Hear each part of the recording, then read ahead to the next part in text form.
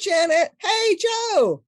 Hey, Sylvia. Hey, Joe. Welcome. We're so thrilled to get to talk to you via Zoom and chat a little bit about your poetry, especially one of our favorites, Winter Counting. Right, Janet?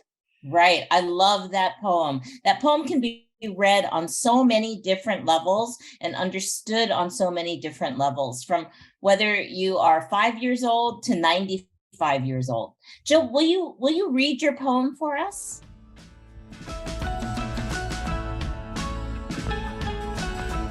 Let me bring a little bit of another sound in first, thinking of the breath that fills all of our lungs, that is the source of our songs, and our words are carried on the breath. So I have here one of my native flutes. I'm going to play one of the first songs. In fact, the first one I ever learned more than 50 years ago from an elder named Swift Eagle, who was a dear friend of mine.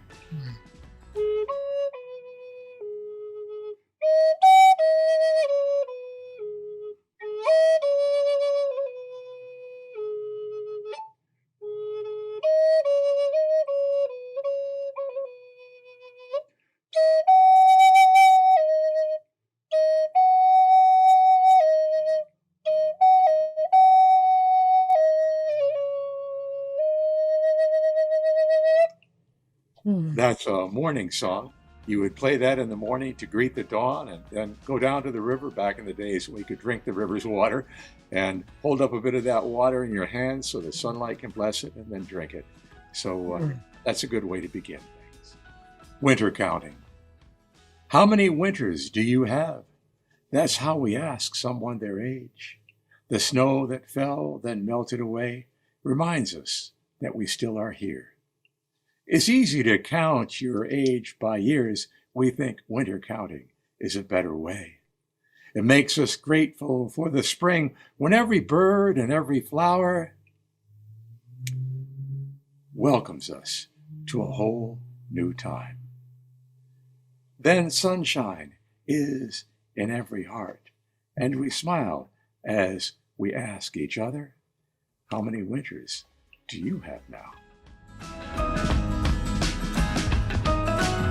Joe, when did you first hear the idea of winter counting?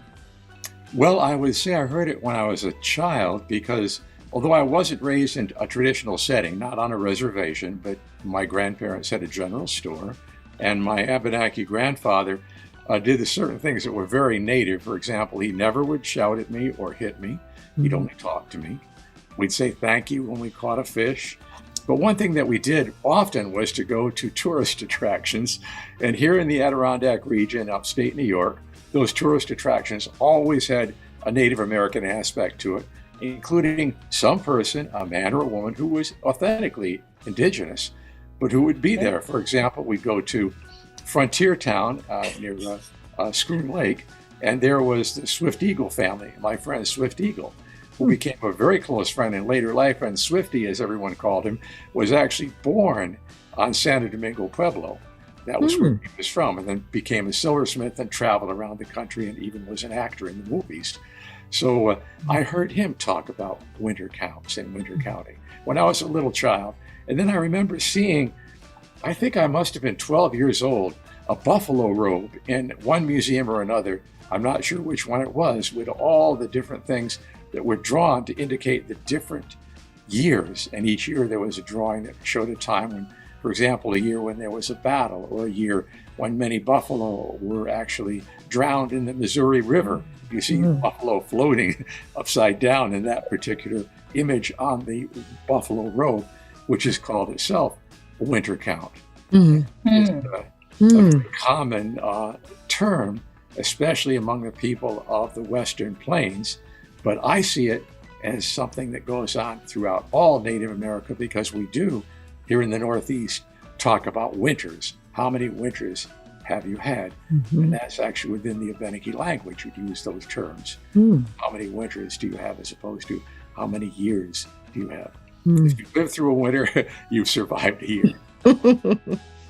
That's fascinating. Thank you for sharing that. Have a great day, Joe. Thank you so much for sharing so much. I just feel lifted up. That was lovely. Me too. Me too.